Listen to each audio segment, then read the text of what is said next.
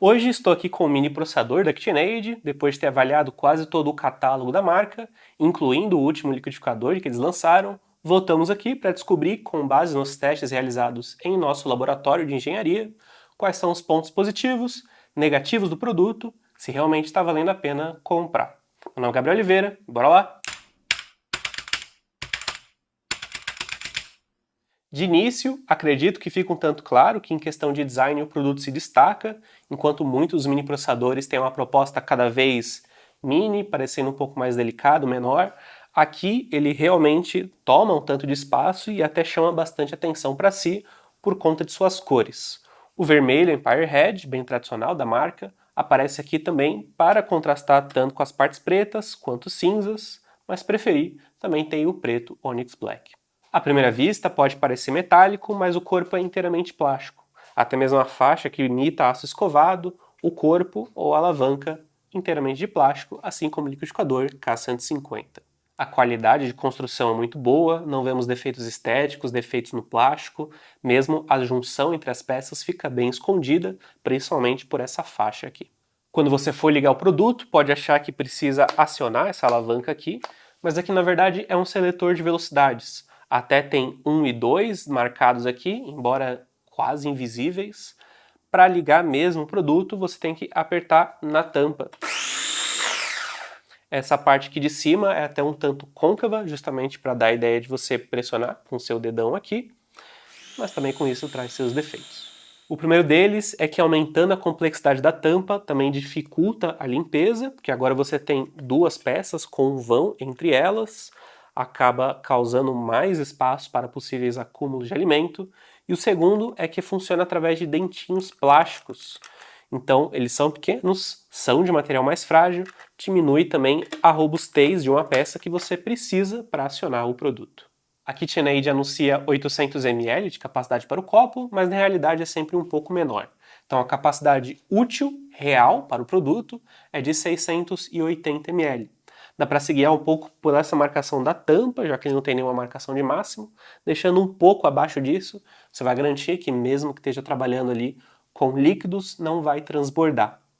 Essa capacidade é bem grande, principalmente comparado com outros mini processadores. A gente vai pegar os do mercado, todos os que avaliamos, o segundo lugar fica com o Austria Pendal, que ainda assim é 80 ml a menos do que esse.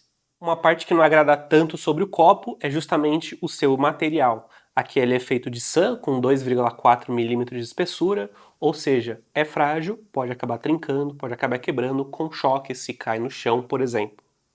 Ainda assim, quando a gente está comparando com outros mini processadores, até uma espessura decente, muitos têm 2 ou até 1 milímetro de espessura, então 2,4 é uma certa distância disso, mas não quer dizer que no geral é bom, quer dizer apenas que o mercado de mini processadores costuma entregar produtos com baixa robustez. Como a tampa também é feita desse mesmo material, acaba dando um pouco mais de força para essas discussões sobre longevidade, numa empresa que costuma levantar a robustez como bandeira na maioria dos seus produtos. Aqui, quando for fechar, garanto que você não esteja pressionando a tampa, porque senão os dentinhos plásticos vão ficar à mostra e, além de você não conseguir fechar, vai estar pressionando contra essas peças. Então, trabalhe apenas na lateral para fechar. E o interessante é que você consegue, mesmo com a lâmina aqui dentro, desencaixar e colocar de volta no local. Pera aí. Pronto, geralmente é mais fácil. Infelizmente, só posiciona dessa forma, com a alça para a lateral direita. E aqui em cima não é apenas um respiro, mas também para você fazer a dosagem lenta. Então, se você estiver trabalhando com alguma pasta ou fazendo maionese, por exemplo, consegue ir dosando ali de pouquinho em pouquinho o óleo para ele ir pingando.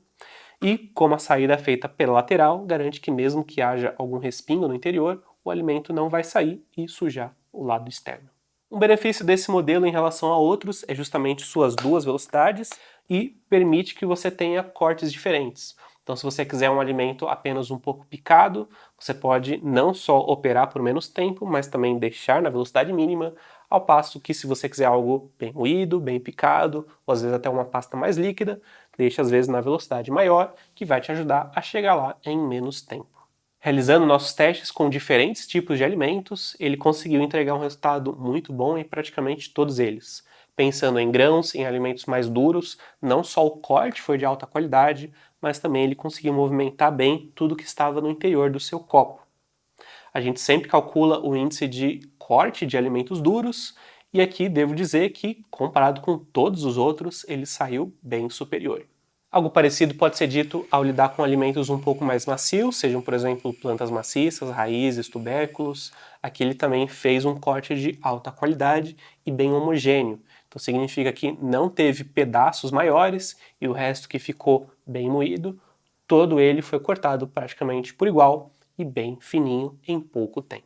Quando você for fazer pasta, seja pasta de amendoim, hummus, por exemplo, de grão de bico, o interessante é trabalhar com quantidades um pouco maiores de alimentos. Se você faz com pouca quantidade, pode até ser mesmo que vire pasta, mas acaba se acumulando muito nas paredes e é um tanto distante da lâmina. Porém, trabalhando com quantidades um pouco maiores, aí não tem como, ele realmente continua trabalhando, mexendo, cortando durante todo o período. Ao trabalhar com 300 gramas de amendoim, a gente fez pasta em 3 minutos e meio, que é um tempo bem reduzido, e com a textura ótima.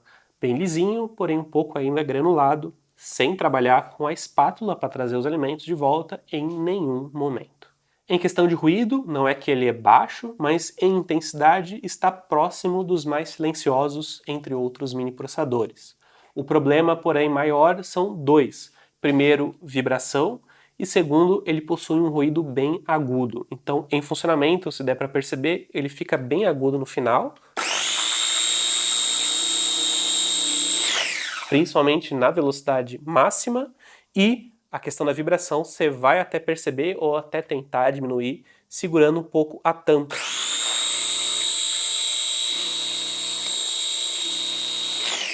Espero que tenha dado para perceber. Uma coisa que percebemos durante os testes, principalmente durante os testes com alimentos rígidos, como grãos, é justamente que as lâminas acabaram se desgastando bastante. Então elas são removíveis, dá somente para retirar.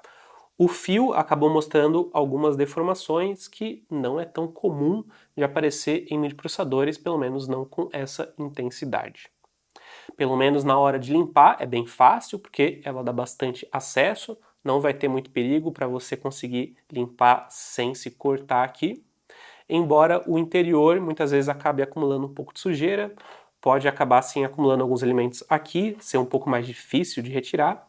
A KitchenAid diz que dá para colocar na lava-louças, não sei se eu recomendo isso, porque muitas vezes elas acabam perdendo um pouco do fio cada vez que entra nas lava-louças, mas se você preferir, é uma opção. A KitchenAid diz que tanto a tampa quanto o copo podem ir na lava-louças, aqui eles podem acabar ficando ainda mais riscados se você colocar lá, se não for um problema com você, tudo bem. Aqui já é bem comum de ficar riscado, justamente porque conforme você vai utilizando, essa parte aqui da lâmina se apoia no topo e já tem um círculo aqui que fica bem fosco. O mesmo acaba acontecendo ao longo do tempo com o próprio copo, porque principalmente ao utilizar grãos, esses alimentos mais rígidos, eles vão riscando o interior de pouquinho em pouquinho e ele vai acabar ficando fosco. Para prevenir isso na hora da limpeza, utilize apenas a parte macia da esponja, a parte amarelinha geralmente, e o resto do corpo, como também é plástico, pode sim também acabar riscando, então use somente um pano úmido, já vai ser aqui o suficiente. Tem um pouco mais de cuidado na hora da tampa, porque como eu disse, não dá para retirar essa parte, e por mais que aqui, essa parte interior, talvez não fique entrando alimento com certa frequência, muito provavelmente não vai, se você deixar em cima da bancada, quando estiver trabalhando com farinha, esse tipo de coisa, pode acabar acumulando um pouco no interior e aí vai ser bem chatinho de conseguir retirar. No final do uso, é interessante que você pode enrolar o próprio cabo de alimentação nessa parte aqui. A base em si é feita para isso, porém ele é curto, tem somente 77 centímetros, então não é muito longo. Seria melhor se realmente tivesse pelo menos 1 metro ali, mas não é o caso. Na parte de baixo tem alguns pezinhos de borracha e apesar dele vibrar, como também você está segurando durante o funcionamento, esse possível comportamento de andar por aí é eliminado. O motor atingiu no máximo 210 dos 240 watts que ele é anunciado durante todos os testes, e significa que provavelmente não vai ter problema de superaquecimento, problemas relacionados à longevidade do próprio motor. Se tiver, pelo menos são 1 ano de garantia pela KitchenAid. O mini processador da ActionAid trouxe performance alta com diferentes tipos de alimentos, apesar de que alguns cuidados extras com a tampa e também relacionados ao ruído. Se isso não for te incomodar, diria que vai curtir bastante utilizar o produto. Tem links tanto de preço quanto para avaliação completa aqui na descrição, vai te levar lá para o site do Detalhei. E me digam qual o próximo mini processador que a gente deveria avaliar. Vou ficando por aqui e até a próxima.